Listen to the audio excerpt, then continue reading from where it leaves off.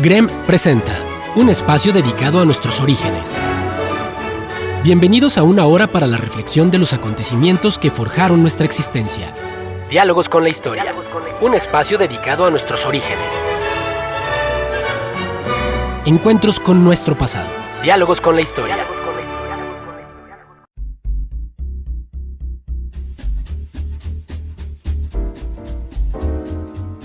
Muy buenos días, estimados amigos del Grupo Radio Estéreo Mairán. Hoy es sábado 6 de mayo de 2023 y es un grato placer darles la más cordial bienvenida a esta mañana de historia. Gracias, muchas gracias por la oportunidad de convivir a través de esta pasión. Soy Luis Alberto Vázquez Álvarez. A pesar de que 100 años atrás se había ganado la Guerra de Secesión en Norteamérica, se había eliminado la esclavitud formal, vamos a decirlo así, desde el punto de vista legal. Pero la vida real de las personas de color no había mejorado en gran medida. La discriminación en trabajo, derechos civiles, educación y trato en general estaba vedado para quienes no poseían piel blanca, cabello rubio y ojos claros. Dentro de la serie Próceres de la Historia Humana, hoy continuaremos platicando en esta ocasión de Martin Luther King, una de las vidas ejemplares que lucharon por la igualdad de sus hermanos de raza, considerado incluso como profeta de la igualdad. Trataremos de verla con mayor análisis histórico y recuerden, distinguidas damas y caballeros amantes de la historia, que para nosotros escuchar sus opiniones nos enaltece, eleva nuestra calidad humana. Por ello les invitamos a que con toda confianza nos brinden su visión del tema y nos honren con ella. Con mucho agrado damos la más cordial bienvenida a nuestros distinguidos invitados y amigos. Ignacio Alfonso Salcido Dávila, licenciado en Derecho y maestro en Derechos Humanos, dedicado al libre ejercicio de la abogacía. ¿Qué tal, doctor? Muy buenos días, Carlos, muy buenos días desde luego al auditorio en esta mañana de primer sábado de mayo. Los saludo con gusto, gracias por escucharnos. Carlos Humberto Huerta Ochoa, licenciado y maestro en Derecho, catedrático universitario y abogado consultor en acentuación de amparo. Muy buenas tardes, doctor Luis Alberto Vázquez, Ignacio Salcido, radioescuchas. Efectivamente, primer sábado de mayo, posterior a la batalla del 5 de mayo en la heroica Puebla de Zaragoza. Bienvenidos. Y bueno, como música de fondo, pues vamos a tener jazz de los años 60, que es la época en que se desarrolló la mayor parte del programa que vamos nosotros a desarrollar. Y para iniciar el mismo, yo le pediría al licenciado Ignacio Salcido si nos puede ubicar en los antecedentes, en la situación que se vivió después de la Guerra de Secesión o a partir de la Guerra de Secesión y que vino a traer como resultado los problemas que conocemos que se dieron en los años del siglo XX, en los años 60.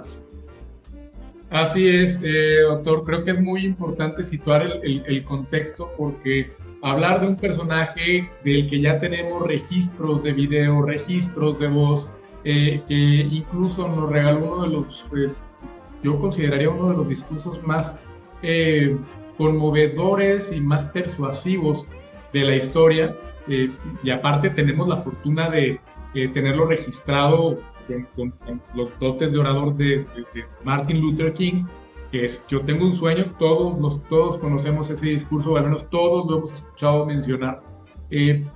Nos parece muy lejano a episodios como el de la Guerra de Secesión que abordamos en programas previos aquí con usted y con Carlos, pero en realidad todo está conectado. ¿Por qué? Porque la lucha de Martin Luther King era por los derechos civiles, y los derechos civiles por los que luchaba eran los de igualdad, y los de igualdad no simplemente una igualdad derivada de, por ejemplo, características físicas como pudieran ser la estatura o como pudiera ser el género, no, por la igualdad derivada de la diferenciación injustificada de trato que existía entre los afroamericanos y las personas de tez blanca, los que tenían ascendientes que habían sido dueños de esclavos. Una parte muy bonita del discurso de Yo tengo un sueño que un día en las rojas colinas de Georgia los hijos de los antiguos esclavos y los hijos de los antiguos dueños de esclavos se puedan sentar juntos a la mesa de la hermandad. Sueño que un día incluso el estado de Mississippi, un estado que se sofoca con el calor de la injusticia y de la opresión, se convertirá en un oasis de libertad y de justicia. ¿Qué relación guarda esta persona que soñaba con que convivieran en un plano de absoluta igualdad los afroamericanos y las personas de tez blanca? Bueno, hay que tomar en consideración que la esclavitud en los Estados Unidos fue abolida por la Proclamación de Emancipación del año de 1863, que fue promulgada por el presidente Abraham Lincoln. Esa disposición se componía de 2 decretos presidenciales que fueron emitidos en plena Guerra de Secesión. Desde allí venimos. El primero era de 1862 y establecía la libertad de todos los esclavos de ascendencia africana en la Confederación. Y el segundo estaba fechado el primer día de 1863 y estipulaba el nombre de los estados donde se aplicaría la liberación. Curiosamente, en este último decreto no se citaba a los estados del sur que no se habían separado de la Unión ni a los que habían sido reintegrados hasta esa fecha, y permitían algunas exenciones en distritos y en condados de otros estados, pero no se estableció la liberación total. Por otro lado, la proclamación en sí no abolía la esclavitud, por eso es que en 1865 se aprobó la 13ª enmienda a la Constitución de Estados Unidos que sí la prohibía. Y por su parte, la 14ª enmienda, propuesta en 1866 y aprobada en el año de 1868, definía lo que significaba el ser ciudadano nacional estadounidense, y de esa manera se abolía el antecedente que existía de una decisión judicial del caso Dred Scott contra Stanford, que excluía a los esclavos y a sus descendientes libres de tener derechos constitucionales y obligaba a los estados a proteger la igualdad de las personas, pero estableciendo desde luego un impedimento para legislar en contra de sus derechos, como eran el derecho a la vida, el derecho a la libertad o el derecho a la propiedad. La garantía de los derechos de todas las personas para garantizar la igualdad pasaba al gobierno federal frente a lo que había ocurrido hasta ese entonces, ya que había sido potestad antes de los estados. Finalmente, la 15ª enmienda, aprobada en 1870, establecía que los estados no podían impedir votar a un ciudadano en razón de su raza, color o condición de esclavitud.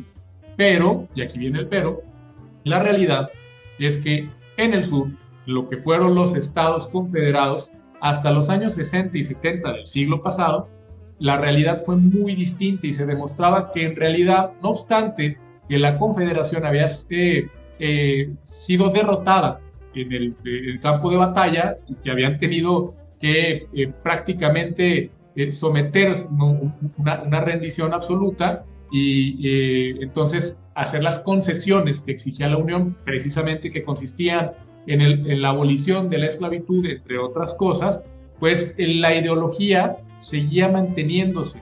¿Por qué? Porque aún las personas tenían una mentalidad racista, lo que se puede comprobar por el surgimiento de sociedades secretas violentas como el Ku Klux Klan, y además por una batería legal que los estados del sur aprobaron para impedir el voto a la población afroamericana y para segregarla.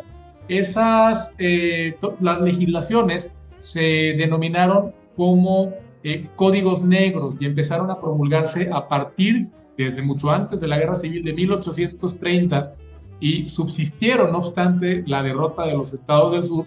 Controlaban el trabajo, las actividades, los desplazamientos de los antiguos esclavos y permitían en esa época todavía la servidumbre por deudas. Obviamente esto ya no era legal cuando son vencidos los estados confederados por la Unión y cuando se aprueban las modificaciones a la Constitución estadounidense estableciendo la igualdad de todos los ciudadanos, pero realmente los legisladores de los estados del sur encontraron algunos resquicios legales para legislar en cuanto a segregación y sufragio, y emitieron, con base en los códigos negros, las leyes que se conocen como leyes Jim Crow. El término Jim Crow alude a un número satírico y musical denominado Jim Crow, que era interpretado por un actor blanco disfrazado de afroamericano y que criticaba la política del presidente Jackson en los años 30 y que era muy popular. Y esas leyes Jim Crow, doctor, no son más que la positivización, es decir, la instauración en dispositivos legales de la ideología racista. ¿Por qué? Porque consagraban un sistema de segregación racial bajo el principio, y como siempre, ¿no? Vamos tomando lo que nos conviene, pero para los fines que realmente queremos, que es mantener separados. Decían, bueno, tiene que haber igualdad, sí, pero nunca se habla de que tengamos que estar todos mezclados. Entonces, vamos a legislar de tal forma que estemos separados, pero que seamos iguales. Es decir, que los afroamericanos tuvieran sus espacios exclusivos y que las personas que no tenían ascendencia africana, que tenían tez blanca, tuvieran también espacios exclusivos. Pero en realidad, esto de separados pero iguales puede funcionar cuando personas de diferentes etnias o cuando personas de diferentes culturas de mutuo acuerdo establecen, pero también sin que haya una coerción de por medio, sin que haya una línea de no observarla provoque algún delito que se pueda considerar como un delito, pueden funcionar como métodos de ordenamiento de sociedad. Incluso es parte de la naturaleza humana el ser gregaria, y el ser gregario implica siempre el querer tener un sentido de pertenencia a cierto grupo. Pero aquí el punto es que la separación bajo el aparente principio de igualdad se emitía sin el consenso, desde luego, de la población afroamericana, y la igualdad aparte era inexistente, porque las personas de tez blanca recibían un mucho mejor trato, tenían más oportunidades, y las instalaciones reservadas a los afroamericanos siempre fueron inferiores. Se segregaba en las escuelas, en los lugares de transporte públicos y en los negocios privados, incluso en los pertenecientes al ramo de la hostelería. En materia de voto, después de una primera etapa en la que algunas personas afroamericanas consiguieron votar y ser elegidas, los demócratas, porque estamos hablando de los demócratas del sur de aquella época, comenzaron a legislar para restringir ese derecho sin prohibirlo, y de esa manera no conculcaban las enmiendas constitucionales. Por ejemplo, establecían que las personas que quisieran postularse a un cargo público tenían que pagar un mínimo de impuestos, pasar pruebas de alfabetización y comprensión lectora, cumplir con requisitos de residencia y estar inscritos en un registro. Pero también establecían que si los candidatos a esos cargos de elección popular demostraban que eran descendientes de personas que hubieran tenido el derecho de voto antes del estallido de la Guerra de Secesión, entonces se podía exentar a esta persona que aspiraba a un cargo público de todos esos requisitos. Las personas afroamericanas no iban a poder porque sus ascendientes habían sido esclavos. Entonces, estas cláusulas, que se llamaban cláusulas del abuelo, eran una discriminación brutal, porque establecían requisitos muy duros para poder asumir un cargo público, pero de facto, en realidad, solamente eran aplicables a las personas afroamericanas. Las leyes Jim Crow llegaron a generar toda una cultura de segregación que marcó la vida y la convivencia de una parte fundamental de los Estados Unidos. Y a pesar de la lucha del movimiento por los derechos civiles, las sentencias judiciales y las leyes y políticas desarrolladas por las administraciones federales, se mantuvo como un principio que regía la ideología estadounidense durante muchos años. Pero entonces es muy importante aquí también, si vamos a hablar de Martin Luther King, hablar de una mujer, de una gran mujer que fue una antes y un después en la lucha por los derechos civiles. Y me refiero a Rosa Parks. Creo que todos conocemos ese nombre también. Rosa Parks, que fue una activista afroamericana, nació el 4 de febrero de 1913, y ella es conocida precisamente por violar estas leyes Jim Crow. ¿Y cómo es que ella, mediante un acto de violar una ley, de convertirse en una persona que no respetó el derecho que estaba vigente en su momento, pasó a la historia? Bueno, es que ya había antecedentes en el sentido de que los afroamericanos rehusaban conceder sus asientos a las personas de tez blanca, porque, como comentamos, las leyes Jim Crow establecían que debían estar separados, y claro, separados entre comillas, pero iguales. Pero hay que poner aquí las cosas en contexto.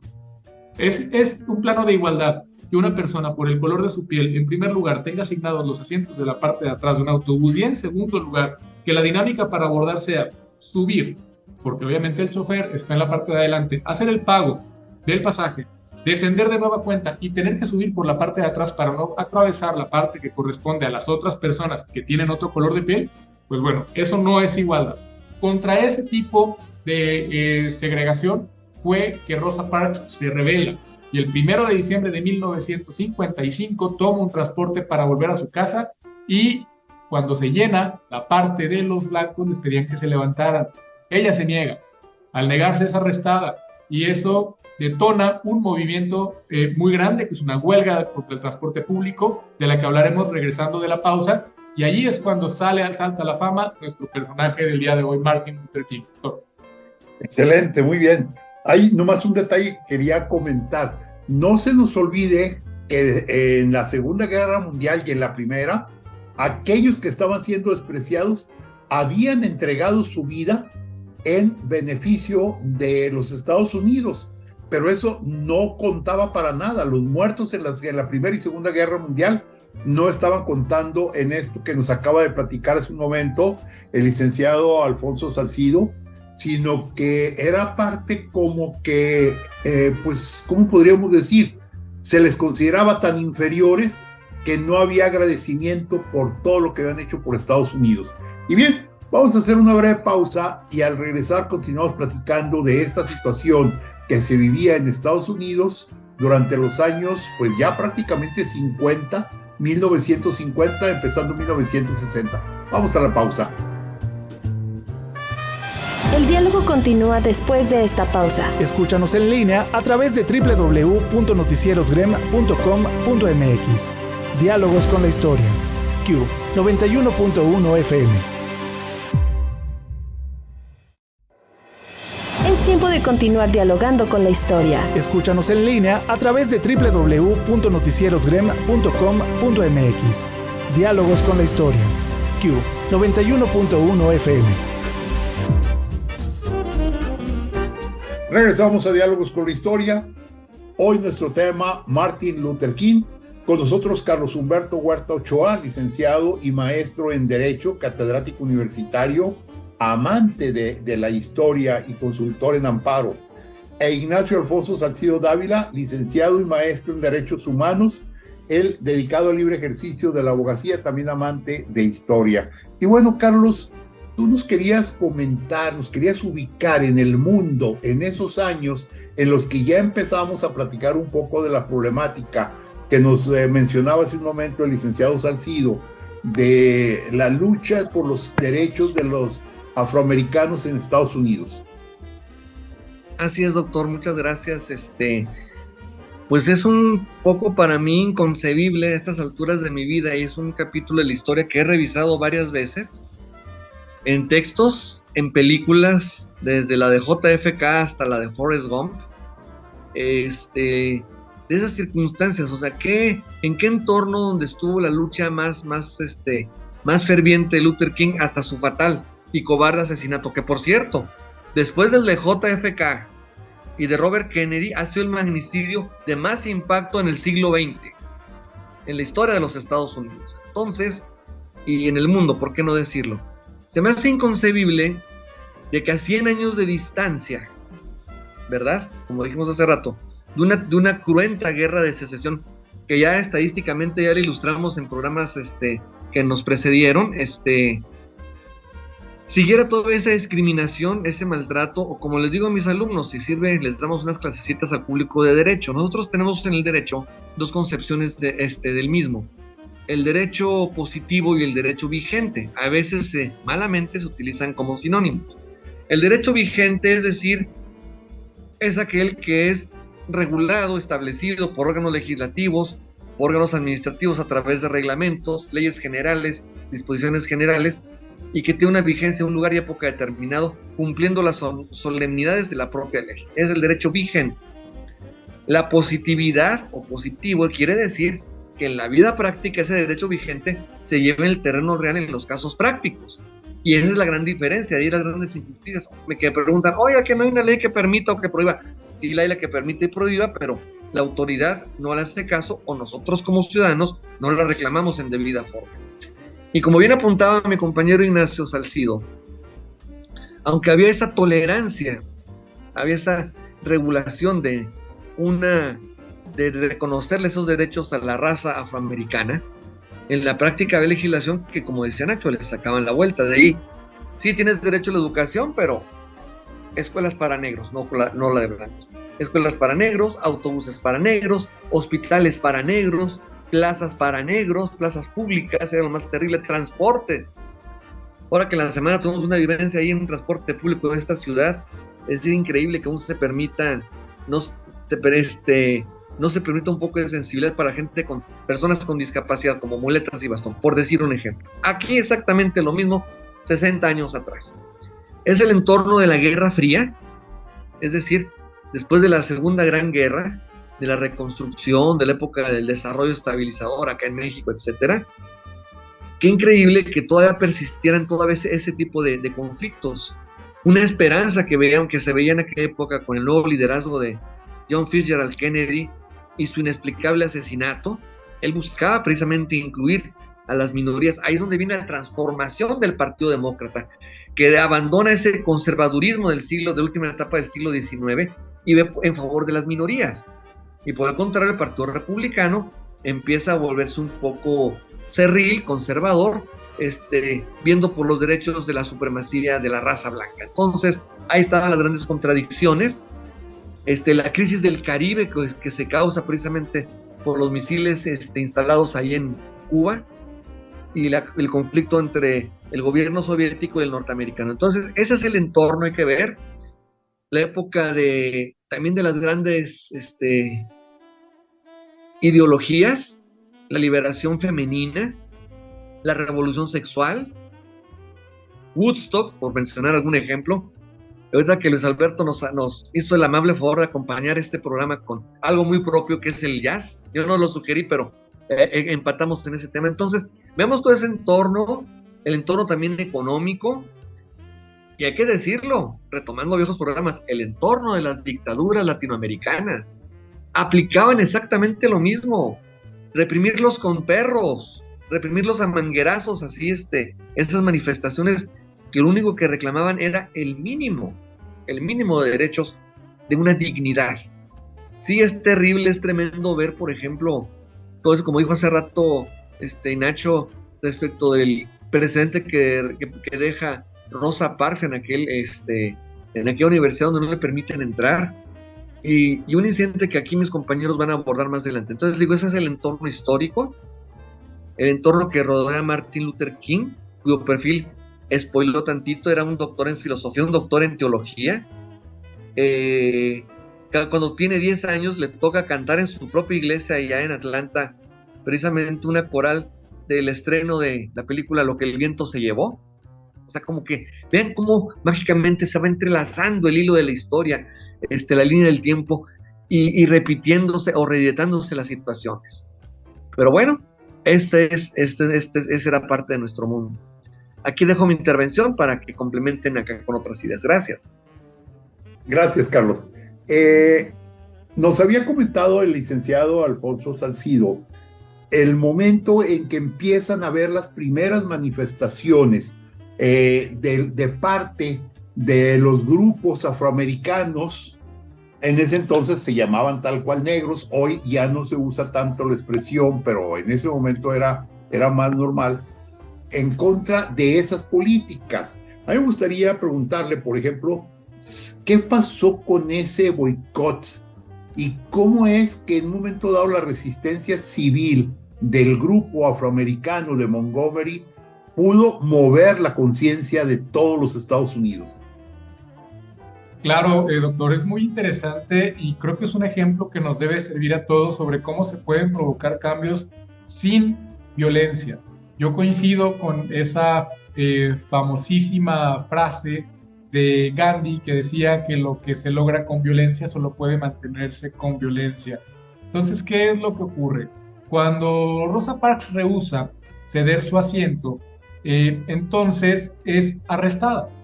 Y una vez que la arrestan, pues le imponen una multa de $14, pero resulta que Rosa Parks era miembro de una asociación que se llamaba Asociación Nacional para el Progreso de las personas de color, a la que también pertenecía Martin Luther King, que vamos a abordar un poco más de este personaje un poco más adelante.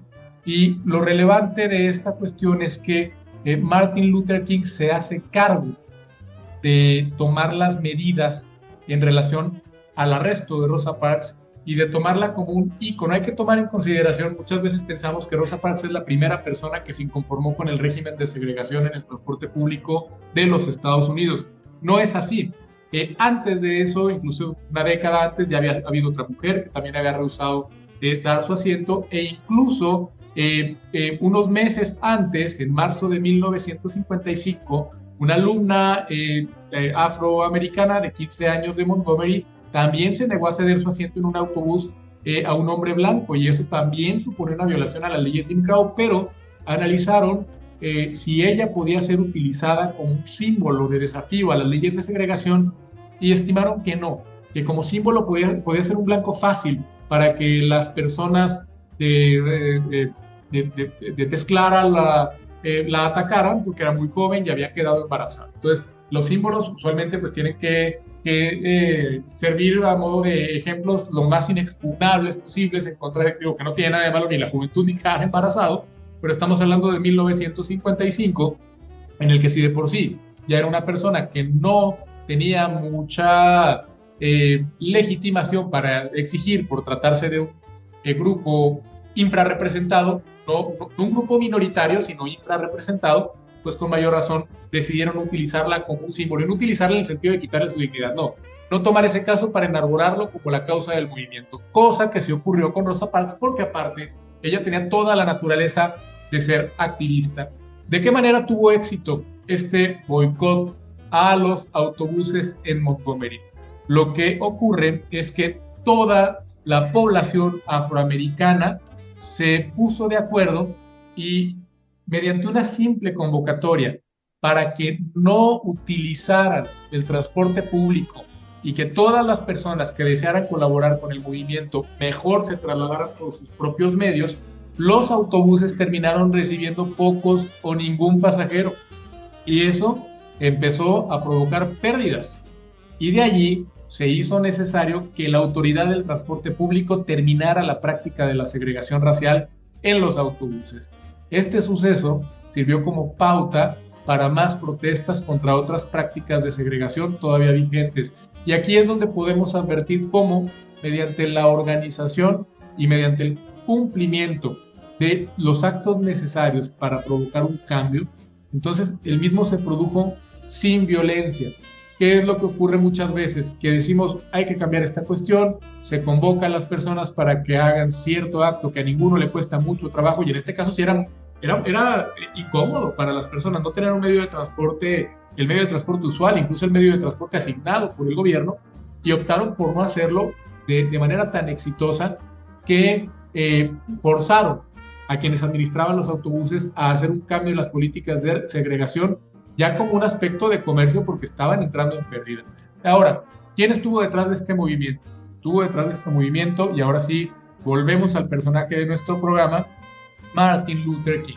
Él nació en el año de 1913, y cuando tenía 25 años, en 1954, se convirtió en pastor de la Iglesia Bautista de la avenida Dexter en Montgomery, Alabama. En marzo de 1955 fue cuando él comienza a tomar un liderazgo en la Asociación Nacional para el Progreso de las Personas de Color. Y entonces, cuando se produce este incidente de Rosa Parks, es él quien da la cara a nombre de la asociación y dirige este boicot durante 385 días. Su papel prominente y abierto provocó numerosas amenazas en contra de su vida, e incluso su casa fue atacada con explosivos. Fue detenido durante la campaña que concluyó con la sentencia del Tribunal de Distrito de los Estados Unidos en el caso Browder contra Gayle, que puso fin a la segregación racial en todos los autobuses públicos de Montgomery. El papel del Dr. King en el boicot lo convirtió en una figura nacional y en el portavoz más conocido del movimiento por los derechos civiles. Y aquí un tema que nos conecta con uno de los programas anteriores. Desde los primeros días del boicot de Montgomery, el Dr. King se había referido a menudo al Mahatma Gandhi de la India como la luz que guía nuestra técnica de cambio social no violento. En 1957, el Dr. King y otros activistas formaron la Conferencia de Liderazgo Cristiano del Sur para aprovechar el poder de la organización de las iglesias de la gente afroamericana para llevar a cabo protestas no violentas con el fin de lograr la reforma de los derechos civiles. El grupo formaba parte de lo que se denominaba los 5 grandes de las organizaciones, que incluían el NAACP, que es la asociación de la que formaba parte Rosa Parks, la Liga Urbana Nacional, el Comité Coordinador Estudiantil No Violento y el Congreso por la Igualdad Racial. Gracias a las conexiones con estas 5 grandes asociaciones de derechos civiles, el apoyo aparte de la gran mayoría de la población afroamericana y el apoyo de destacados benefactores individuales, la habilidad y la eficacia, aunado también a su capacidad oratoria, del Dr. King crecieron exponencialmente, y fue a raíz de allí que pudo organizar y dirigir marchas por el derecho al voto de la población afroamericana, también para luchar por la desegregación en otros sectores, para luchar por los derechos laborales y por otros derechos civiles básicos. El 28 de agosto de 1963, la marcha sobre Washington por el empleo y la libertad se convirtió en la cúspide de la influencia nacional e internacional del Dr. King. Estamos entrando entonces ya en el estudio de la biografía, de los breves datos biográficos de Martin Luther King, doctor, un personaje sumamente interesante, y continuaremos hablando de él al regreso de la pausa. Hay un detalle muy interesante aquí. Esto que acaba de mencionarnos el licenciado Salcido es determinante. Vino una reacción de los conservadores blancos. Finalmente todos los conservadores son tremendamente violentos. Hay un odio patológico de parte de ellos que trajo como resultado el que incluso se quemaran iglesias, que hubiera niños fallecidos al quemarse las iglesias. Sin embargo, un pueblo decidido siguió a Martin Luther King. A mí me interesa mucho este detalle, porque fueron encarcelados y sin embargo la gente decía que ser encarcelado era un honor, porque realmente sentían que era muy determinante esa situación. Y entonces vemos nosotros cómo la gente que estaba defendiendo los derechos viejos, los privilegios que se tenían, tornó una actitud muy violenta. Por eso creo que ahorita que regresemos y nos platiquen acerca de la marcha sobre Washington, va a ser muy importante ver la actitud que se va a tener. Vamos a hacer una breve pausa y continuamos platicando sobre Martin Luther King. El diálogo continúa después de esta pausa. Escúchanos en línea a través de www.noticierosgrem.com.mx. Diálogos con la historia. Q 91.1 FM. Es tiempo de continuar dialogando con la historia. Escúchanos en línea a través de www.noticierosgrem.com.mx. Diálogos con la historia. Q 91.1 FM. Regresamos a Diálogos con la Historia. Hoy estamos platicando de Martin Luther King, un luchador increíble de mitad del siglo XX. Con nosotros, Ignacio Alfonso Salcido Dávila, licenciado y maestro en Derechos Humanos y un amante de la historia. Carlos Humberto Huerta Ochoa, también licenciado y maestro en Derecho, catedrático universitario y también amante de la historia. Y bueno, realmente podemos decir que Martin Luther King fue agredido por todos lados, porque no aceptaban que él pudiera tener la posibilidad de ofrecerle a los afroamericanos, a los negros, una vida digna. Y eso trajo como resultado que los blancos, que querían conservar a toda costa sus privilegios, realizaron una serie de acciones pues nada positivos. Pero Carlos, tú nos ibas a platicar un poco más sobre esto. Sí, doctor, amable radioescuchas, es sobre precisamente los hechos de Birmingham. En 1960, esa población era aproximadamente de 350,000 habitantes. El 35% restante eran negros. Era una ciudad donde más se radicalizaron el uso y la legislación en materia de segregación racial respecto de todo Estados Unidos. Entonces hay que ver que solo el 10%, hablando de números fríos estadísticos, de la población negra estaba inscrita en el padrón electoral y su nivel de vida era menos de la mitad que el de un blanco ordinario. Los salarios eran por lo general muy inferiores. Cargos como por ejemplo policías, bomberos, tenderos, directores de empresa, empleados de banca, estaban completamente vedados para los negros. Los negros nada más iban a la cuestión manufacturera o trabajos manuales en las acerías, la cuestión así maquilera del acero. Entonces, el desempleo era obviamente gravísimo, 2 veces más elevado que el respecto de los blancos. De hecho, esa población de Birmingham, irónica y sarcásticamente, recibió el nombre de Birmingham. ¿Por qué? Por los constantes atentados, como dice acá el doctor Luis Alberto, que sufrían las iglesias negras, bombardeos, incendios, y daños colaterales precisamente en manos de inocentes como mujeres, niños y ancianos. Entonces, ahí es donde otro pastor, el pastor Shuttleworth, intenta luchar a través de ese comité que crea precisamente Luther King y le brinda una muy importante al hacer un plan de choque. Y es donde empieza el boicot de la Pascua, que es animar a los jefes de empresa a que abrieran los impuestos a otras personas de todas las razas, así, para que se viera la inclusión en plena Pascua. Y empezaron con una serie de manifestaciones y protestas no violentas, siguiendo el esquema precisamente de Gandhi, precisamente de desobediencia civil pero pacífica, no provocar la agresión. Claro que hubo una infinidad de arrestos, de estigmas que también el propio Luther King sufrió precisamente de ser catalogado como comunista. Digo, es una postura bastante simplista, bastante comodina, de nada más por ver por derechos de la minoría, y hasta la fecha siguen igual. Hablas en favor de los pobres y eres comunista. Hablas de la teología, bendita teología de la liberación, y eres un rojo o un chairo, como dicen vulgarmente. Pues acá, imagínense, 60 años atrás era exactamente lo mismo. Martin Luther King es arrestado un 13 de abril, precisamente aquel año 63, y curiosamente, ahí empieza un documento histórico, antes del discurso de Yo tengo un sueño, que es la carta desde la cárcel, que hagan de cuenta, si lo comparamos con el cura Morelos, es como una forma de decir los sentimientos de la nación, sentimientos de lo que ha sido su vida, las circunstancias que de su dedicación entregada por la justicia y por la vida. Eso remueve el corazón del primer presidente católico, que fue John F. Kennedy, y recibe el apoyo junto con su esposa Jacqueline, que apoyó a Coretta, la esposa de Martin Luther King, y en una semana obtiene su libertad.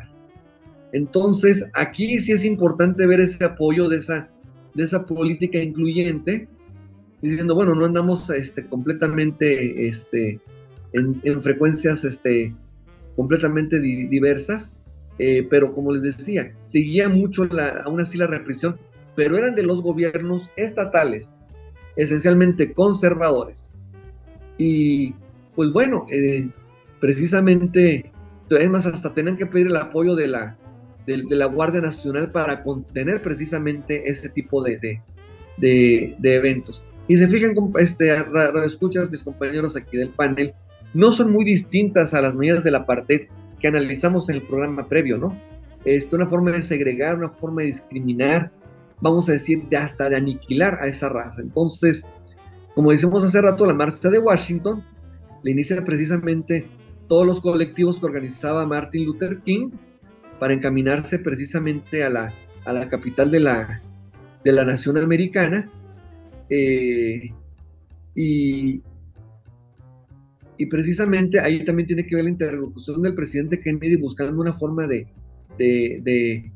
mesurar, o sea, sin perder las ideas centrales de Martin Luther King, moderar un poco el discurso para que no llegara a una confrontación un poco más lamentable. Entonces, se congregan también otras minorías, como también miembros de la nación del Islam, y plantean demandas muy concretas. Primero, el fin de la segregación racial en escuelas públicas. una legislación ahora sí positiva y efectiva en materia de derechos civiles o derechos humanos que prohibiese tajantemente la discriminación en el mundo del trabajo. Una protección de los activistas, como actualmente se pide aquí en México para activistas y para periodistas, un salario mínimo de $2 para todos los trabajadores sin distinción, bueno, eran las condiciones económicas de aquella época, y un gobierno independiente para Washington que dependiese de un comité en el Congreso. Entonces, pues estaba el pliego petitorio, y yo pues aquí ya cedo a Nacho la siguiente intervención, porque ya estaremos en la parte final, cuando precisamente el fatal deceso y cobarde asesinato de Martin Luther King. Es cuanto, gracias. Ok, gracias, Carlos. Así es. Antes de cederle a Nacho para que nos comente más todavía sobre la famosa marcha de Washington y que nos platique acerca de la parte correspondiente al discurso de Tengo un sueño, yo quisiera destacar que el movimiento de Martin Luther King no tenía ¿qué podríamos decir? Mucho apoyo. Es más, tenía en contra, uno, al clero blanco de todas las iglesias. Dos, tenía en contra a los medios de comunicación en su mayoría, que tenían tendencias hacia los blancos y que manejaban bastante el criterio pues de mantener el estatus de dominio absoluto completo de parte de la población blanca, ¿sí? Y bueno, aquí yo quiero destacar algunos aspectos interesantes y que son referentes al hecho de que va a ser el presidente Kennedy el que va a realizar una serie de leyes. Van a tener que ser tienen que ser radical, tienen que ser leyes fuertes, leyes que cambien toda la situación, porque si no se tienen leyes nuevas, si no se ve desde el punto de vista legislativo, no se va a poder convencer a la gente de que tiene que actuar de una manera más precisa en cuanto a la relación con los demás grupos sociales, con las otras etnias, con las otras razas. Entonces es importante destacar que el presidente Kennedy va a realizar una serie de, ¿qué podríamos decir?, reformas, leyes especiales, y todo esto va a ser determinante, va a ser algo que va a manejar mucho esta situación. Y bueno, ahorita hemos perdido un momento el contacto con el licenciado Alfonso Salcido, ahorita lo recuperamos, pero en todo caso yo te preguntaría a ti, Carlos, en el caso particular del Premio Nobel de la Paz que en 1964 recibe Martin Luther King, ¿qué opinas? Bueno, pues yo siento que si nos vemos por el aspecto histórico, vamos a decir que fue ganado a pulso, pero como vemos los grandes próceres que hemos analizado en los últimos programas, pues los han rechazado o han destinado eso a una causa verdaderamente noble, y yo siento que precisamente pues esta gente lo que menos busca es a diferencia de los dictadores, un culto a su personalidad, sino simplemente un beneficio un poco más generalizado a esos sectores que han sido desplazados. Y conectándolo con un contexto actual, pues bueno, podemos ver también el desplazamiento que hay en todo el mundo, no solo aquí en América Latina, de grupos de migrantes por motivos de guerra, por motivos de persecución política, por motivos de hambre, que hay mucha hambre todavía en este mundo, y obliga pues a esa gente a desarraigarse de su propia tierra, de su propia cultura, y yéndose a la aventura. Entonces yo siento que el doctor Luther King, dentro de su liderazgo y demás, lo que menos quería un afán protagónico, sí, como tú apuntabas muy atinadamente hace rato, no contaba con un apoyo institucional. Kennedy lo hizo porque pues, era un asunto inevitable, ineludible, pero vamos a decir que como una promesa de campaña del señor JFK, en el sentido de decir, vamos a ofrecer y proponer que si me llevan a la presidencia, acabar con ese tipo de injusticias en el tema racial, punto, a través de, así es, Y bueno, en realidad esto que nos acaba de comentar Carlos sobre lo que es el Premio Nobel de la Paz, que en 1964 se le otorgó muy merecidamente a Martin Luther King, yo creo que mucho tuvo que ver esa marcha sobre Washington y ese discurso que le llaman el poema de la libertad, que nos estaba platicando el licenciado Ignacio Salcido. Adelante, por favor. Así es, doctor. De hecho, bueno, no podemos hablar de la marcha en Washington sin hablar del poema Yo tengo un sueño, del discurso de Yo tengo un sueño, que precisamente Martin Luther King declama durante esta marcha en Washington, denominada Marcha por el Trabajo y por la Libertad. ¿Qué era lo que se buscaba? Pues era visibilizar cuál era el nivel de descontento que existía entre los afroamericanos, e incluso consiguieron el apoyo de personas de tez blanca. Se estima que participaron entre 200,000 y 300,000 personas, el 80% de las cuales eran afroamericanas y un 20% blancas y de otros grupos étnicos. Esta marcha no fue pacífica en cuanto a que algunos líderes de opinión consideraban que se podía poner en riesgo la legitimación del movimiento por el riesgo a que se volviera una manifestación violenta, y eso minaría la posibilidad de que se expidiera la legislación pendiente, y aparte de dañar la imagen internacional de este movimiento por los derechos civiles. Incluso un personaje tan importante como Malcolm X, que sabemos el papel que desempeñó como defensor de los derechos de los afroestadounidenses, condenó la realización de la marcha. Los oradores de esta manifestación fueron todos los líderes de los derechos civiles del llamado Big Six, católicos, protestantes y líderes religiosos judíos. El dirigente sindical Walter Reuther, y la única oradora femenina fue Josephine Baker, que Josephine Baker era un personaje público de aquella época por dedicarse a cuestiones artísticas como el baile, el canto, y aparte era actriz. Como comentamos, durante este movimiento fue que Martin Luther King pronuncia su discurso más famoso, e incluso se le considera como una pieza maestra de la retórica, porque se asemeja al estilo de un sermón.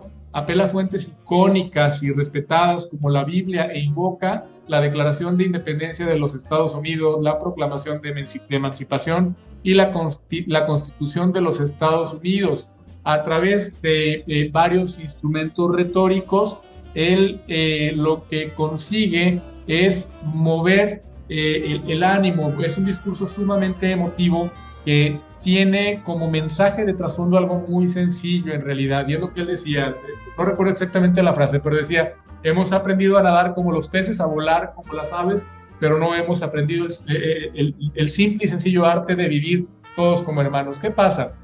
Que con esta gran exposición que él tiene como un líder del movimiento por los derechos civiles, pues apenas unos meses después, que esta marcha es el 28 de agosto del 63, lamentablemente él muere asesinado. Es abatido de un tiro a la cabeza por un francotirador mientras saludaba a sus seguidores desde el balcón del motel Lorraine, acompañado por sus colaboradores, entre los que se encuentra el reverendo Jesse Jackson. King, que había sido galardonado 4 años antes con el Premio Nobel de la Paz, tenía 39 años. Ese atentado provocó la estupefacción de la nación y es el inicio de graves desórdenes e incendios que se extendieron a otros estados, que arrojaron aproximadamente 50 muertos. La autopsia de King reveló que, no obstante su juventud de 39 años, su corazón ya estaba muy deteriorado, lo que evidencia el estrés que soportó durante los 13 años en el movimiento de los derechos civiles. Se habla de que el corazón de Martin Luther King equivalía al de una persona de 60 años, es decir, de casi el doble de su edad. Finalmente, se aprende a quien se dice autor del homicidio, James Earl Ray. Como todo asesinato de un personaje público de esas dimensiones, ha despertado alegatos sobre conspiración, porque el propio Ray después dijo que su confesión del asesinato fue dada bajo presión. Algunos de los que estuvieron presentes dicen que el disparo no provenía del lugar desde el que supuestamente se encontraba esta persona, e incluso con posterioridad familiares de Martin Luther King apoyaron la causa de Ray para que él obtuviera un nuevo juicio y intentar llegar a la realidad histórica de lo que había ocurrido ese día. Doctor, pues un personaje sumamente interesante que mediante el ejercicio de la resistencia pacífica, del uso de la palabra como una herramienta persuasiva para mover voluntades, de la inteligencia política también lo podemos denominar así, que es el captar símbolos, utilizarlos en la manera oportuna para conseguir cambios, pues obtuvo uno de los, ser un hito en uno de los aspectos que más dolía y que más sigue doliendo en el mundo, que es la discriminación, el simple hecho de tratar diferente a otra persona por cómo se ve. Muchas gracias. Sí, realmente reconocido mundialmente. Hay una serie de estatuas y mausoleos en honor de él. Particularmente recuerdo uno en la Universidad de Boston. En el mero centro de la universidad, una estatua muy grande dedicada a él. Carlos Humberto Huerta Ochoa, muchísimas gracias. Gracias, doctor. Nos vemos en la próxima. Fray Bartolomé de las Casas. Ignacio Alfonso Salcido Dávila, muchísimas gracias. Gracias a usted, doctor. Gracias a Carlos y especialmente gracias al auditorio. Que tengan un excelente mes de mayo. Y bueno, pues muchas gracias a mis compañeras Claudia Martínez Martel en la coordinación general, a mi compañero Roberto Ríos en la dirección de grabación, y a ustedes, estimadas amigas, amigos, pues ya nos dijo Carlos nuestro siguiente tema, Fray Bartolomé de las Casas, el próximo sábado 13 de mayo. Muchas gracias, muy buenos días, muy feliz fin de semana.